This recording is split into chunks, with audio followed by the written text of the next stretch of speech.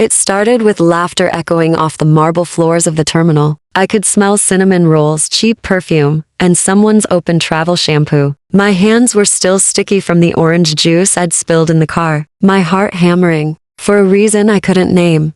Dad's face glistened with sweat. My sister Rachel was already glued to her phone, giggling as she texted her boyfriend Travis. Before we begin, drop a comment and tell us where you're from and from which city you're watching our videos. And after watching the whole video, don't forget to tell us what you would do in this situation. Be honest. Tell me in the comments below. We read every comment. Let's begin. We were supposed to be heading for the Gate 1 big family vacation. For once, I'd actually believed I belonged. Dad had insisted this year, Jade, you come too. Mom even said she'd miss her book club just to see me enjoy myself for a change. Yeah, right. But just as the announcement for boarding rang out, Dad turned to me. Give me your ticket, Jade. My breath caught. What? Why? He didn't even look at me. Rachel's boyfriend got waitlisted. He can't fly. Stand by. He's family, Jade. Don't be selfish. Rachel didn't say a word, didn't meet my eyes. She took my boarding pass from Dad's outstretched hand and pressed it into Travis's palm. Not a hint of apology. Travis grinned, stuffing it in his pocket, barely hiding his relief. Sorry, Jade. You'll catch the next flight, right? I stood there frozen, the overhead lights flickering like faulty hopes. My suitcase felt heavier than ever. Dad wrapped an arm around Mom, pulling her close as they hustled Rachel and Travis toward the gate. You understand, right, honey? He called over his shoulder. Family helps family. The final call for boarding echoed. I stood there with my mouth open, surrounded by 1,000 strangers and my own humiliation. Rachel blew me a kiss. Travis didn't look back. I could feel every eye in the terminal shift away, embarrassed for me, but nobody said a word. Minutes later, the group chat pinged. Rachel, can you believe Jade just let me take her spot? What a saint. Dad, she always was the understanding one. I didn't cry. I didn't run. I just clenched my jaw and watched as my family disappeared down the jetway. All smiles like I'd never existed. I could almost hear their laughter fade, replaced by the buzz of a cleaning cart and a toddler's wail. That was the moment something snapped inside me. I walked out of the terminal, dragging my suitcase through slush and exhaust fumes. My phone vibrated again. A new message from Dad. Get home safe. Maybe next year. I didn't go home. I didn't even look back. I booked a ride, heart pounding with anger and something sharp that felt like freedom. This wasn't over. Not even close. The week crawled by. My family sent group photos. Rachel and Travis on the beach. Dad holding a fruity drink. Mom sunburned but smiling. No mention of me except when Rachel tagged me in a post. Missing you, sis. Just to rub it in. They had no idea what I was planning, because if they wanted to act like I was invisible, then they'd better learn what it felt like to be powerless. So, while they boarded their connecting flight, I made my own call. The kind of call that changes everything, especially for people who think you're too soft to ever fight back. All I needed was one tiny detail Dad had forgotten, whose name was really on the credit card that paid for this trip and who had just come into a quiet inheritance. No thanks to them. I booked a ticket, first class. And then I booked something even bigger. By the time my family touched down in Miami, the real show was just getting started. Miami's humidity hit them like a slap. Rachel's hair frizzed instantly. Travis fumbled with his sunglasses. And Dad muttered something about the car rental line being third world slow. Mom was already scanning for a bellhop, her lips pursed tight. Their flight had landed an hour late. Typical. Rachel was live streaming their arrival for her followers, twirling in her neon dress, aiming for that vacation glow. Travis grinned behind her, a tourist in cargo shorts, clutching the rental keys. Like a golden ticket, Dad barked at the shuttle driver, then gathered the family, waving his phone like a baton. We'll head straight to the Grand Vidian, he announced. Rachel, grab your mother's bag. Rachel rolled her eyes, dumped her own purse on Travis, and dragged Mom's oversized floral suitcase over the curb. No one mentioned me. They'd spent the whole flight posting about family time, painting a picture for the world, but the empty space at Dad's side wasn't even noticed.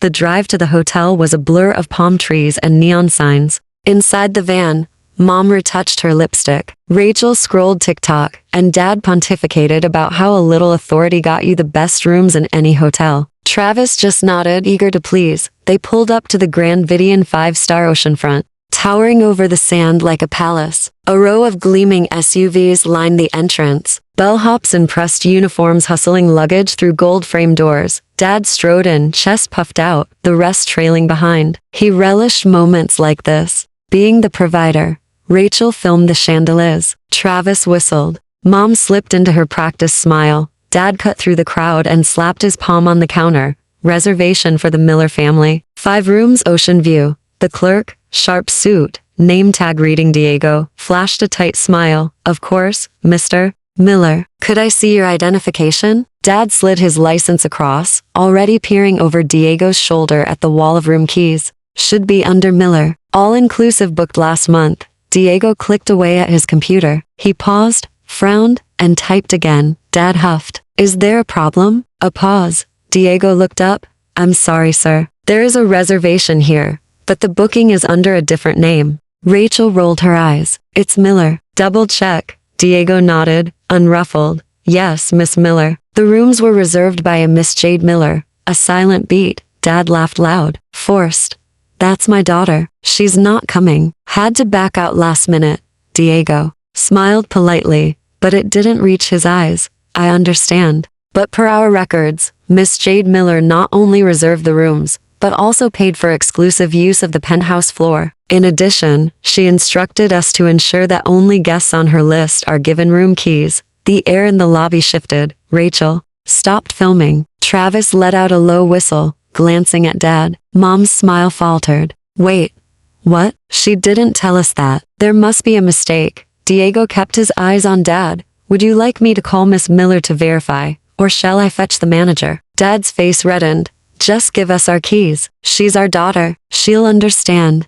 Diego shook his head. I'm truly sorry, sir, but unless Miss Miller authorizes your check-in, I cannot release the keys. Rachel's voice was barely a whisper now. She's here in Miami. The elevator chimed across the lobby. The family turned, expecting to see a stranger step out. Instead, I emerged, hair still wine-tousled, suitcase rolling behind me, wearing the confidence I'd always pretended to have. My heart thundered, but I forced myself to hold Dad's gaze. Dad's jaw tightened. Rachel's face went pale. Mom looked like she'd swallowed a stone. Travis, for once, seemed lost for words. I stopped at the desk, nodding to Diego. Everything ready? He smiled, relief flashing in his eyes. Yes, Miss Miller. Your suite is prepared, and the other penthouse rooms await your guests. I handed over a list. None of my family's names on it. Only those on this list. No exceptions. Dad sputtered. You can't be serious, Jade. I met his eyes. Steady, calm, cold. Family helps family, right, Dad? You made your choice at the gate. I'm making mine now.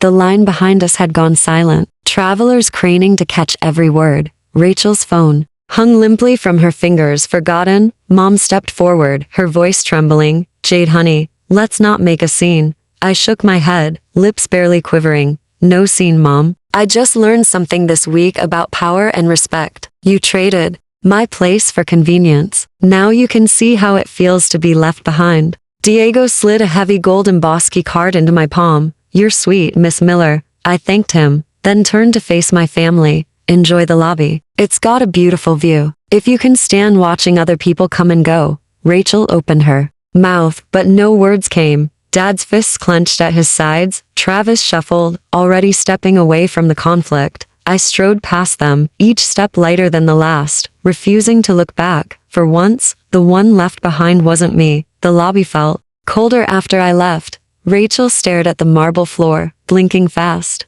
Dad muttered something sharp under his breath, and Mom started arguing with the desk clerk, her voice climbing. But Diego just kept repeating the rules, polite but unmovable. Travis, do something, Rachel hissed, grabbing his arm. But Travis just shrugged. I mean, maybe we should call Jade. She's the only one who can get us in. Dad's face was red, his jaw tight. He pulled out his phone and dialed my number, pacing in front of the windows as if he owned the place. The call rang and rang. I watched from my suite's balcony above, phone on silent, eyes burning with a mix of anger and satisfaction. I poured myself a glass of water, hands still shaking. This was supposed to feel like victory, but instead I felt raw, almost hollow. Was this what power tasted like or just a kind of emptiness? A knock at my door snapped me out of it. It was Diego, smiling more warmly now. Miss Miller, just checking that everything's to your liking. I nodded. It's perfect. Thank you. He paused, lowering his voice. Your family? They're still downstairs. The father is asking if you'd reconsider. I thought about it. For years, I'd been the one left out, the one asked to sacrifice, the one told to understand. I owed them nothing. I shook my head. They'll figure something out. Back in the lobby, Dad's frustration finally spilled over. She's bluffing. She wouldn't just lock us out. He tried calling again, straight to voicemail. Rachel slumped onto a velvet chair, furious. This is humiliating. All these people are staring. Mom's composure cracked. She turned on Dad. You said Jade would understand. Now what? Dad glared at the elevator, teeth clenched. She'll come around. She's always been too soft. But this time, I wasn't. Hours passed. The sun set over Miami, painting the sky in colors they could only see. From the hotel parking lot, they sat, watched, and waited. No suite, no ocean view, just the hard edge of being left out. I stood at the window, watching the city lights flicker on, feeling something change inside me. The story wasn't over. In fact, the real confrontation hadn't even started. Tomorrow, the entire hotel would know exactly why the Miller family had no place to stay and why I'd finally stopped forgiving. The next morning,